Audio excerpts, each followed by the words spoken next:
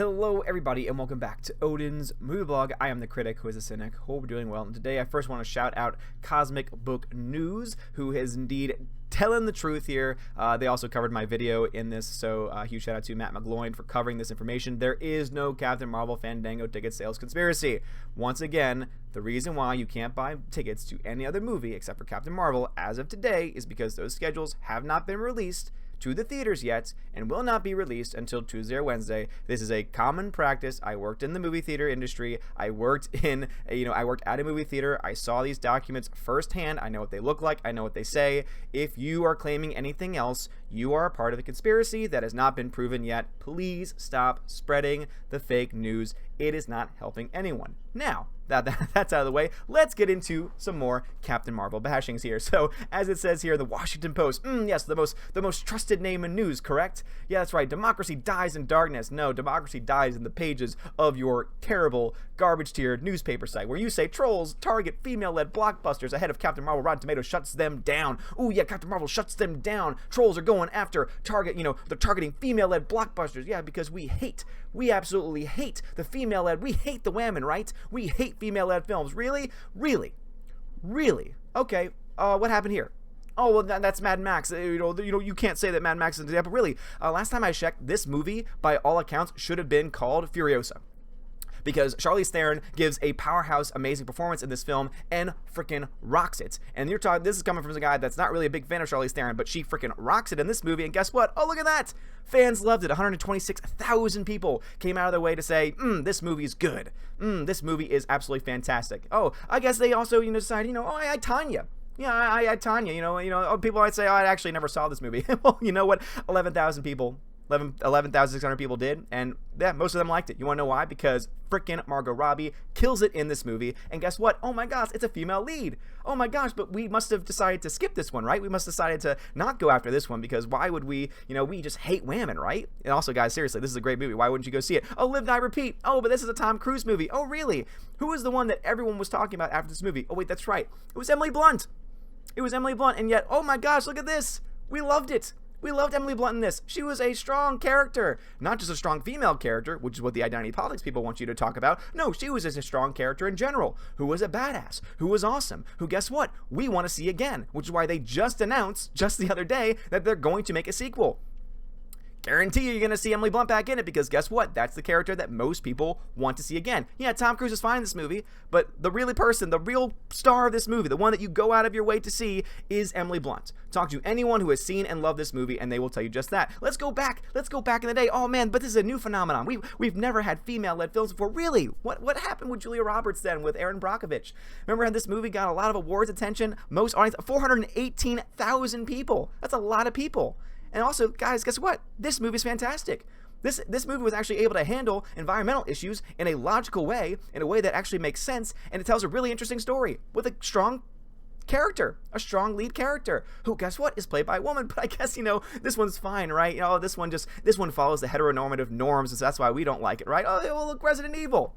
Yeah, this one you might say, oh, the audience score isn't nearly as high for this one, but for 446,000 people, and the fact that they've made like 5-6 of these movies, obviously it's making money. Obviously people are going to have to support this movie. Obviously people are going to see this movie. But no, I guess we just hate this movie, right? No, everyone hates this movie. A bunch of trolls went after this movie, right? Oh, but wait a minute. What score is low? Wait a minute. That's the wait a minute.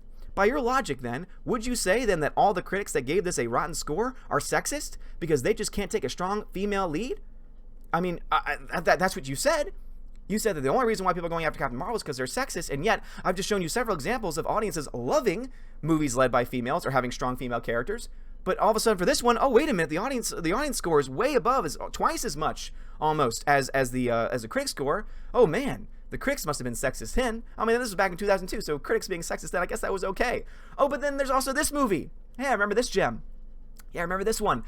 Yeah, we went after this one, right? Oh yeah, I forgot. Remember, go back in time, and you'll see the videos. The countless number of videos when I did going after this movie, because I just thought that no, we cannot have a Wonder Woman film. We cannot have a woman who is wonderful on the big screen. We cannot have that. We cannot have a woman who served in the military playing a badass character. No, we can't have that at all. Oh wait a minute, that didn't happen. Wait a minute, no, 88%, 126,000 people went out of their way to say, oh no, this movie's fantastic. This movie's great. this is the best DCEU film at the time. Some people would argue Aquaman is. I personally think this one's better than Aquaman. That's just my own personal opinion. But oh my gosh, guess what I just did? I just put a movie with a female lead over a movie with a strong male lead. Oh my gosh, how did I? Oh my gosh, I must hate myself, right? No, it's because no one lives in this identity politics bubble that you have put yourself in. Oh, but you know what? Is that enough for you? Oh, let's go back, way back. Let's go way back. Oh, we haven't had. Oh my gosh, this is a new phenomenon. Captain Marvel. Oh, this is brand new. This has never happened before. Oh, really? Well, Ripley was kicking alien ass all the way back in 1986. All the way back in the 1980s. And yet all the 428,000 people, oh yeah, man. Oh yeah, they hated this movie. They couldn't stand having a strong female character, right?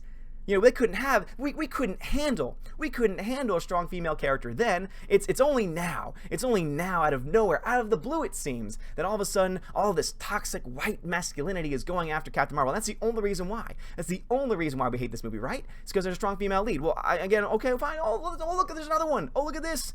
Oh, look at this, Alita Battle Angel. Oh yeah, this is another one where the critics must be sexist then because they hated this movie.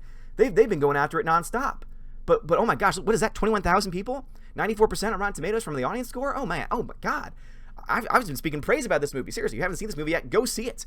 It might not be out for much longer because unfortunately it's not getting the same amount of support as a Captain Marvel is.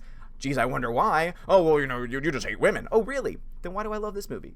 Why do I love this movie? Why do I think this is a great movie? Why do I love this movie? I have actually never seen Resident Evil. I'll be totally honest there. But why do so many people love this movie to the point where they will go support it for 6 or 7 movies that all make money?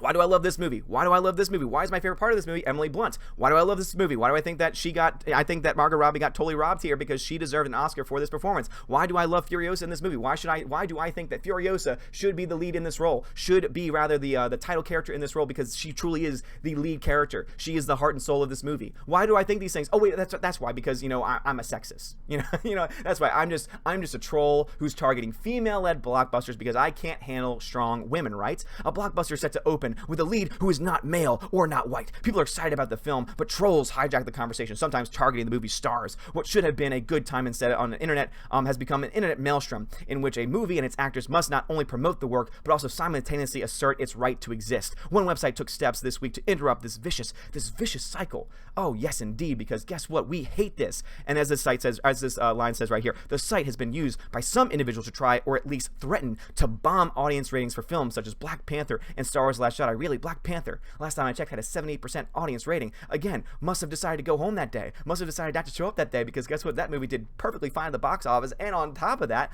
also was pretty much well received. I gave it a B-, but that's because I don't think the movie was as great as a lot of people say that it was. And then you also put the Star Wars: Last Jedi in that same category. Oh, no. With over 400,000 people reviewing on that film, the reason why that film is getting so quote-unquote bombed is because a lot of people hated it. If you want proof of that, why do you think Solo lost $200 million at the box office? Oh, you can't compare those two. Oh my gosh, you can't do that. Really? How is it then that of all the Disney Star Wars movies, that is the one movie that didn't crack $1 billion, and also that movie made $600 million less than the last or the other least profitable Star Wars movie under Disney? Why is that? Why is that the case?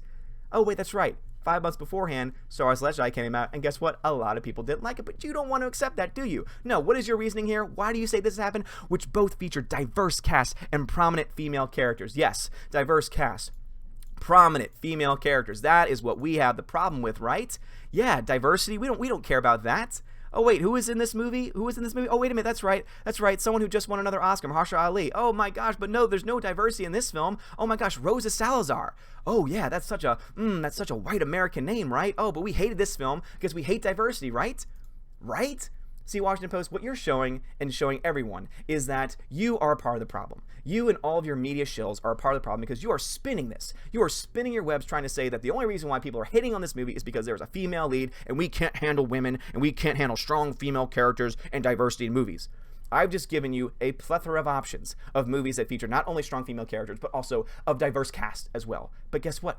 We don't have a problem with those movies. You want to know why? Because they're good movies. Because there was no agenda to them. Because they were not trying to preach to us. Because they were not trying to push this identity politics-driven narrative that Captain Marvel is trying to push. Well, how do you know that? The movie hasn't even come out yet. When you have the star of the film going out of her way to call this feminism, to call this her agenda film, to call this the way in which basically her vehicle for activism, her words, not mine, when you have the very director of the film going out of her way to talk about feminism, when you have the actual source material itself being based on the 2012 reboot, especially being based in this identity politics, SJW, nonsense, which is really not feminism altogether.